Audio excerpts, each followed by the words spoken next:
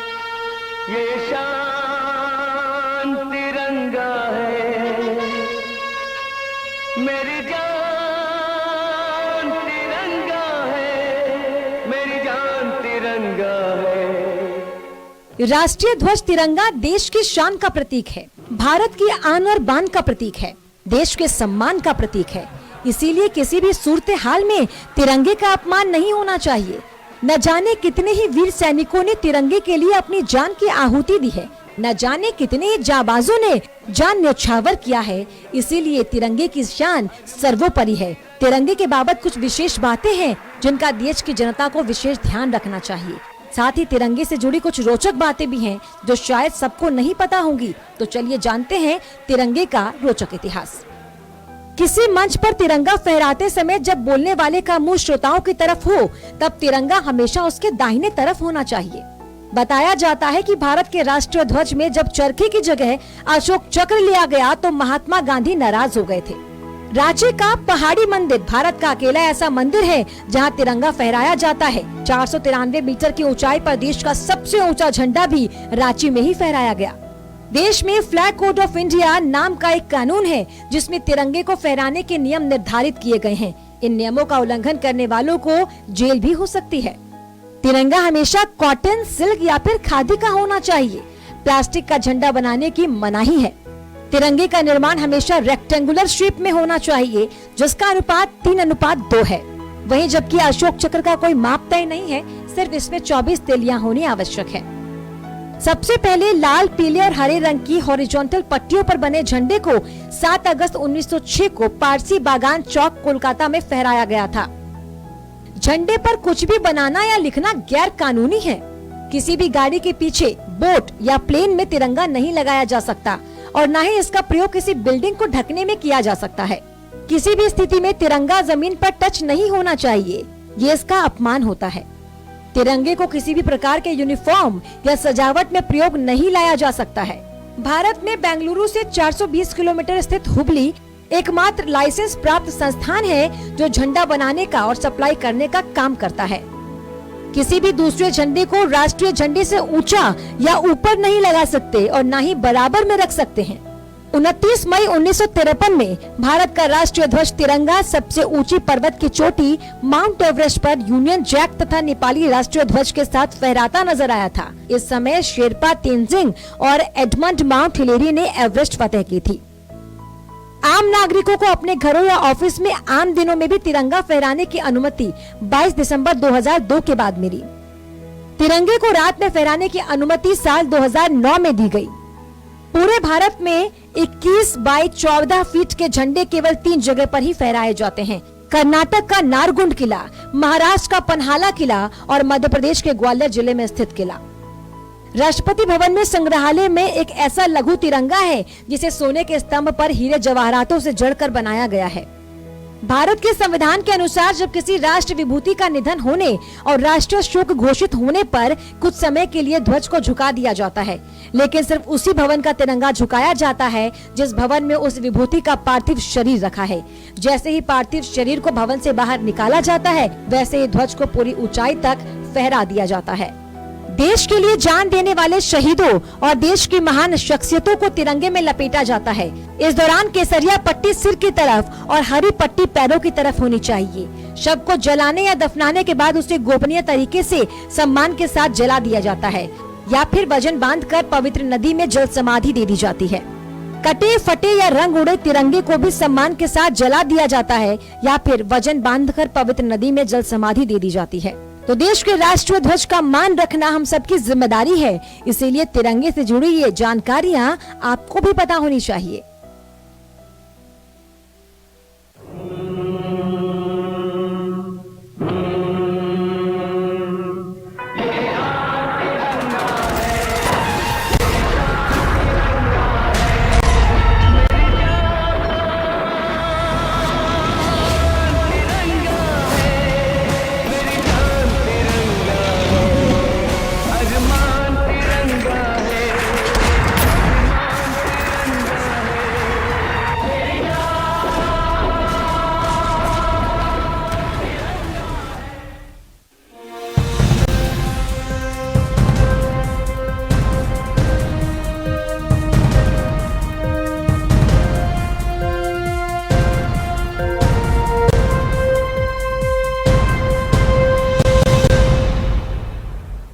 सभी देशवासियों को, प्रदेशवासियों को नेटवर्क 10 परिवार की ओर से स्वतंत्रता दिवस की हार्दिक शुभकामनाएं। प्रियदर्शन मिश्रा, ग्राम पंचायत सचिव, करेलू ब्लॉक, सोहावल, जिला अयोध्या के तरफ से समस्त क्षेत्रवासियों एवं देशवासियों को स्वतंत्रता दिवस की हार्दिक शुभकामनाएं।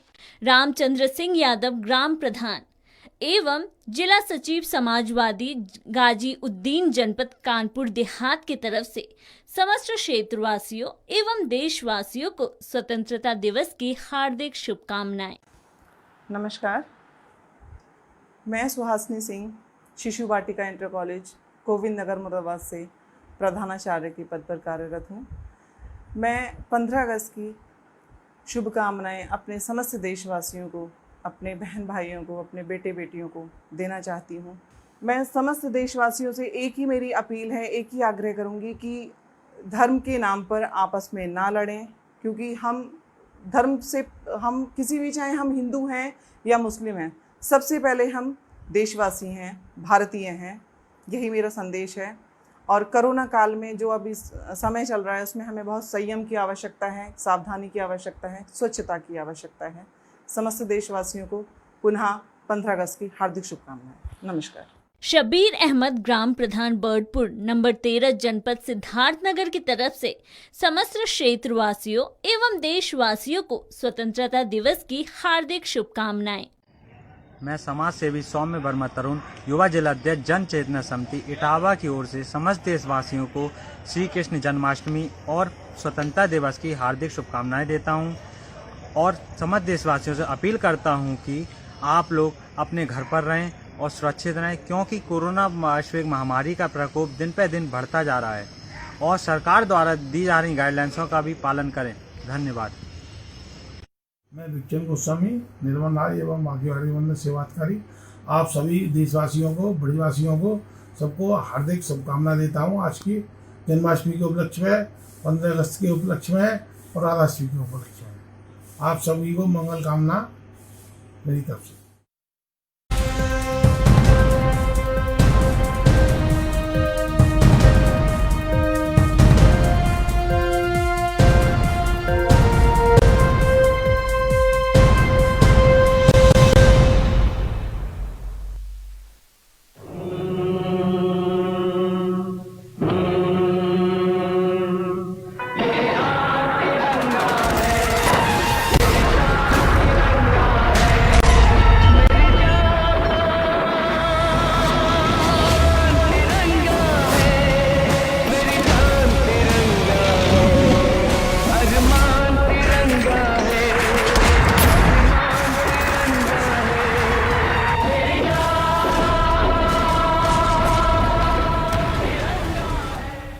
दुनिया में जिसका भी अस्तित्व है उसकी जननी या जनक जरूर है, तो तिरंगे का जनक कौन है ये जानना बेहद जरूरी है। जी हाँ, नाम है पिंगली वेंकैया।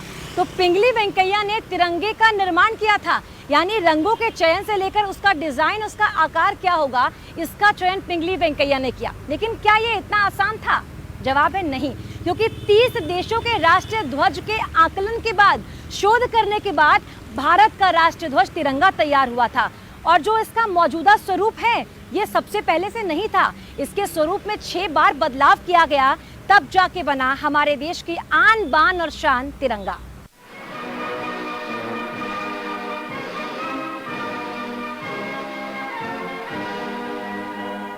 राष्ट्रीय ध्वज तिरंगा देश की आन बान शान का प्रतीक है। हमारे देश के सम्मान का प्रतीक किसने बनाया और इसे डिजाइन करने की कहानी क्या है, ये जानना बेहद महत्वपूर्ण है। हमारे राष्ट्रीय ध्वज तिरंगे को पिंगली वेंकैया ने डिजाइन किया था। साल 1963 में पिंगली वेंकैया का निधन हो गया था और आखिरी समय में वो एक झोपड़ी में रहते थे।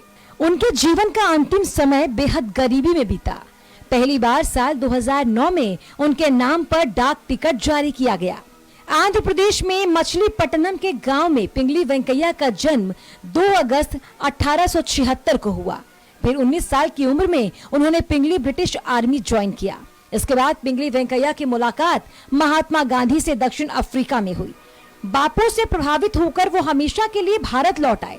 पिंगली वेंकैया ने स्वतंत्रता संग्राम में अपना अहम योगदान दिया। पिंगली वेंकैया ने तिरंगा झंडा बनाने से पहले 30 देशों के झंडों की स्टडी की थी। उन्होंने साल 1916 से लेकर 1921 तक इस पर रिसर्च किया। इसके बाद उन्होंने तिरंगे का डिजाइन तैयार किया। साल 1921 में पिंगली वेंकैया ने केसरिया और हरे रंग का झंडा बनाकर तैयार किया और फिर लाला हंसराज ने इसमें चरखा जोड़ दिया और गांधी जी ने इसमें सफेद पट्टी जोड़ने को कहा। भारतीय संविधान सभा की बैठक के दौरान 22 जुलाई 1947 को भारतीय राष्ट्रीय ध्वज तिरंगा को वर्तमान स्वरूप में अपनाया गया। अब जरा विस्तार से जानिए कि तिरंगे ने अब तक कितने रंग बदले हैं। आज हम भारत के राष्ट्रीय झंडे को जिस तरह से देख रहे हैं, शुरुआत में ये ऐसा नहीं था। बदलाव की शुरुआत हमारे राष्ट्रीय संघर्ष के दौरान हुई थी। भारतीय राष्ट्रीय ध्वज का जो स्वरूप आज है, वो झंडे के विकास की एक लंबी कड़ी के कई पहलुओं से गुजरकर संभव हो पाया। हमारे राष्ट्रीय ध्वज के विकास में कुछ ऐतिहासिक मील के पत्थर हैं, जिन्होंने अलग अलग झंडे को अलग अलग रंग और पहचान दी। भारतीय राष्ट्रीय ध्वज का पहला स्वरूप स्वदेशी आंदोलन के दौरान अपनाया गया था। पहला राष्ट्रीय ध्वज 7 अगस्त 1906 में पारसी बगान चौक, कलकत्ता में फहराया गया। ये ध्वज 3 रंगों का था, जिसमें हरे, पीले और लाल रंग की पट्टियां थीं। इन पट्टियों में कुछ प्रतीक दर्शाए गए थे। हर रंग की पट्टी में 8 कलम के फूल, लाल रंग की पट्टी में चांद और सूरज और बीच में पीले रंग की पट्टी में देवनागरी लिपि में वंदे मातरम लिखा हुआ है। मैडम भिखाजी कामा द्वारा साल 1907 में पेरिस में भारत के कुछ क्रांतिकारियों की मौजूदगी में फहराए गए ध्वज को दूसरा राष्ट्रीय ध्वज मानते हैं। ये भी पहले ध्वज की ही तरह था, सिवाय इसके कि इसमें सबसे ऊपरी पट्टी का रंग केसरिया था और कमल के बजाय 7 तारे सप्तऋषि प्रतीक थे। नीचे की पट्टी का रंग गहरा हरा था, जिसमें सूरज और चांद अंकित किए गए थे। साल 1917 के होम रूल आंदोलन की आड़ में तीसरे राष्ट्रीय ध्वज को रूप दिया गया। इस ध्वज में 5 लाल और 4 हरी क्षैतिज पट्टियां थी, जिसके अंदर सप्तऋषि के 7 सितारे थे। बाईं ओर ऊपरी किनारे पर यूनियन जैक भी मौजूद था। एक कोने में सफेद अर्धचंद्र और सितारा भी था। साल 1921 में विजयवाड़ा में हुए भारतीय कांग्रेस कमेटी के सत्र में एक झंडे का इस्तेमाल किया गया, जिसे चौथा राष्ट्रीय ध्वज कहा गया। 3 रंगों की पट्टियों में गांधी जी के चरखे के प्रतीक को दर्शाया गया था। इस झंडे में 3 रंग, सफेद रंग के अलावा लाल और हरा रंग, जो 2 प्रमुख समुदाय यानी हिंदू और मुस्लिम का प्रतिनिधित्व करता है। साल 1931 में अपनाया गया राष्ट्रीय ध्वज हमारे आज के राष्ट्रीय ध्वज के स्वरूप के बहुत करीब था। इस झंडे में 3 रंग, केसरिया, सफेद और हरे रंग की पट्टियां थी। सफेद पट्टी के बीचों बीच गांधी जी के चरखे का प्रतीक बनाया गया था। राष्ट्रीय ध्वज का वर्तमान स्वरूप 22 जुलाई 1947 को संविधान सभा की झंडा समिति की तरफ से लिया गया। इस समिति के अध्यक्ष डॉक्टर राजेंद्र प्रसाद थे और इसी तरीके से तैयार हुआ हमारे देश के सम्मान का प्रतीक, हमारे देश का राष्ट्रीय ध्वज तिरंगा।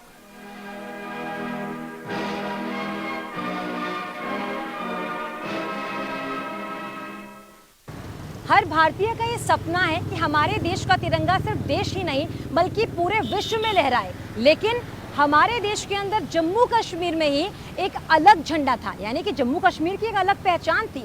हालांकि तिरंगे के साथ उस झंडे को फहराने की अनुमति दी गई थी, लेकिन जम्मू कश्मीर का जो झंडा था उसकी कहानी क्या है, उसका रंग क्या है और कैसे उसे मान्यता मिली थी, इसकी कहानी जानना भी बेशक दिलचस्प और बहुत रोचक है। इसीलिए जम्मू कश्मीर में केंद्र सरकार ने धारा 370 हटाया। विशेष राज्य का प्रावधान जो जम्मू कश्मीर को मिला था उसे हटाया गया और अब जम्मू कश्मीर में पूरे देश में और पूरे विश्व में भारत का परचम लहरा रहा है और भारत का तिरंगा लहरा रहा है।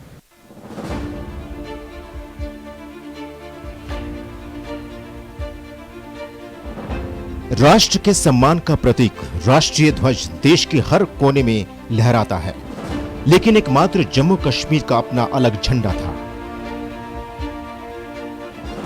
पर अब जम्मू कश्मीर में भी तिरंगा लहरा रहा है। भारत सरकार द्वारा जम्मू कश्मीर को विशेष राज्य का दर्जा देने वाले संवैधानिक प्रावधान आर्टिकल 370 को निष्प्रभावी करने के साथ ही राज्य का आधिकारिक झंडा अब इतिहास का हिस्सा बन चुका है। संसद में एक संविधान संशोधन पास करके राज्य को 2 यूनियन टेरिटरी में विभाजित कर दिया गया है। भारत सरकार के इस फैसले के बाद राज्य के सेक्रेटेरिएट से 25 अगस्त को राज्य का झंडा निकाल दिया गया। अब वहां केवल भारत का तिरंगा झंडा लगाया गया है। गौरतलब है कि जम्मू कश्मीर राज्य के संविधान के आर्टिकल 144 के तहत लाल रंग का एक अलग झंडा स्वीकार किया गया था। इस झंडे का लाल रंग वास्तव में 1931 में डोगरा शासन के खिलाफ हुए एक प्रदर्शन के दौरान मारे गए लोगों के खून का प्रतीक था। दरअसल 13 जुलाई 1931 में राज्य की राजधानी श्रीनगर में डोगरा शासन के खिलाफ एक प्रदर्शन का आयोजन हुआ था। प्रदर्शन के दौरान पुलिस फायरिंग में 21 लोगों की मौत हो गई थी। 7 जुलाई 1952 में राज्य के संविधान निर्माता सभा ने एक अध्यादेश पारित करके 11 जुलाई 1939 के झंडे को राज्य के आधिकारिक झंडे के रूप में स्वीकार किया गया। दरअसल जम्मू कश्मीर राज्य के झंडे को लेकर विवाद 2015 में हुआ था, जब राज्य में बीजेपी के निर्वाचित विधायकों ने राज्य का झंडा फहराने से इनकार कर दिया था, जिसके बाद तत्कालीन मुख्यमंत्री महबूबा मुफ्ती ने एक सर्कुलर जारी करके राष्ट्रीय झंडे के साथ राज्य के झंडे को फहराना अनिवार्य कर दिया था। हालांकि राज्य सरकार ने 20 घंटे के अंदर ही इस सर्कुलर को वापस ले लिया था, लेकिन दिसंबर 2015 में जम्मू कश्मीर हाई कोर्ट ने राज्य सरकार को प्रेषित एक आदेश द्वारा सभी सरकारी बिल्डिंग्स और वाहनों पर राष्ट्रीय झंडे के साथ राज्य का झंडा लगाना संवैधानिक अधिकार बना दिया था। कोर्ट के इस आदेश के बाद राज्य के तत्कालीन उप मुख्यमंत्री निर्मल कुमार ने कहा था, राष्ट्रीय झंडे के बराबर में किसी भी झंडे को नहीं फहराया जा सकता। दरअसल भारत के पूर्व प्रधानमंत्री जवाहरलाल नेहरू और तब के जम्मू कश्मीर के प्रधानमंत्री शेख मोहम्मद अब्दुल्ला के बीच 1952 में एक समझौता हुआ था। इसी समझौते में यह तय किया गया था कि राष्ट्रीय झंडा तिरंगा होगा, लेकिन राज्य की शक्तियों को परिभाषित करने के लिए राज्य के झंडे को भी मान्यता दी गई। राष्ट्रीय झंडे के साथ ही राज्य के झंडे को भी फहराया जाएगा। वहीं शेख अब्दुल्ला ने यह आश्वासन दिया था कि राज्य का झंडा राष्ट्रीय झंडे का प्रतिरोधी नहीं होगा।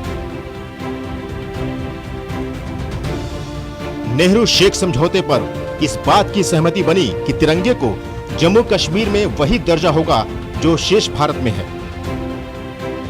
समझौते को बाद में राज्य की संविधान सभा ने 7 जुलाई 1952 को एक अध्यादेश के द्वारा राज्य के संविधान में शामिल कर लिया गया। हालांकि जम्मू कश्मीर के महाराजा हरि सिंह ने जब रियासत का भारत में विलय करने का फैसला किया था, तब उन्होंने अलग संविधान और झंडे की कोई शर्त नहीं रखी थी।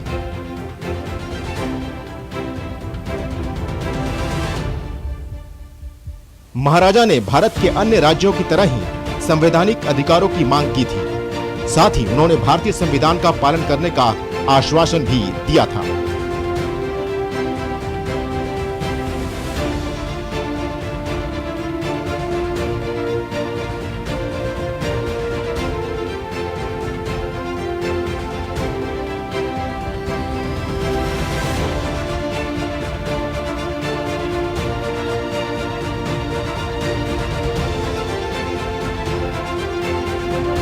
कैसा था जम्मू और कश्मीर का झंडा?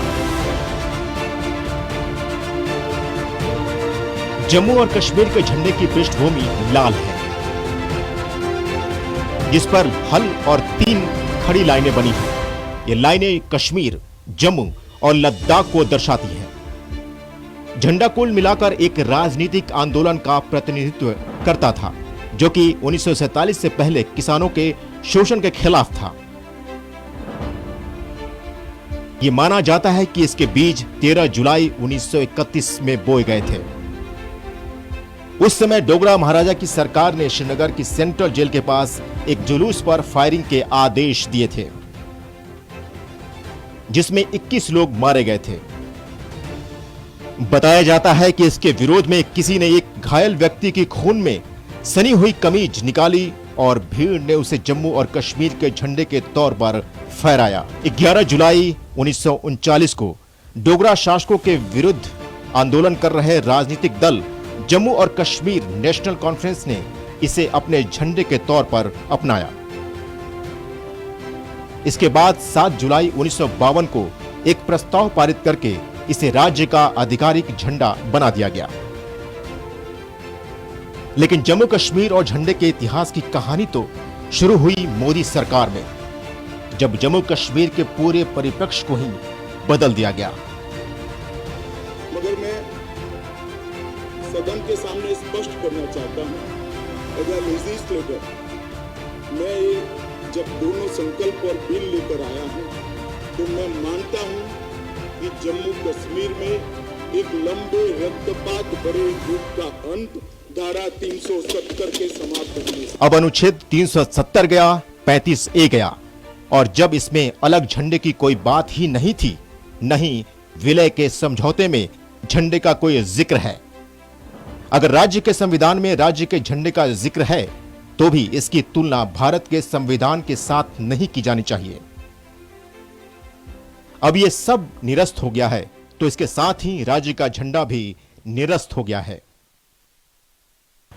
देश अपना 74वां स्वतंत्रता दिवस मना रहा है। क्योंकि कोरोना काल है तो कुछ यहाँ पर बंदिशें भी हैं जिन्हें आपको ध्यान में रखना है। कोरोना काल में घर में रहकर ही आज़ादी का जश्न मनाना है। आप सभी घर में रहें, सुरक्षित रहें, स्वस्थ रहें, stay safe, stay happy. Network 10 की तरफ से आप सभी को स्वतंत्रता दिवस की हार्दिक शुभकामनाएं। जय हिंद।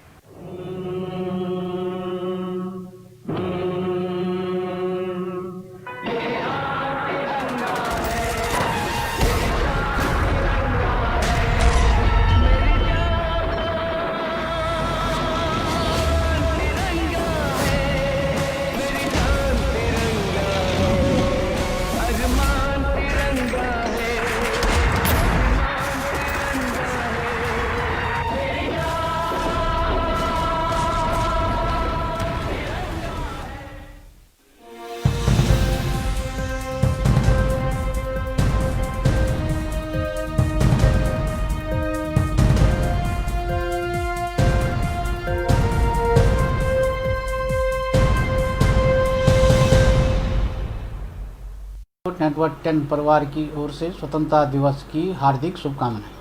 नगर पालिका बांदा की तरफ से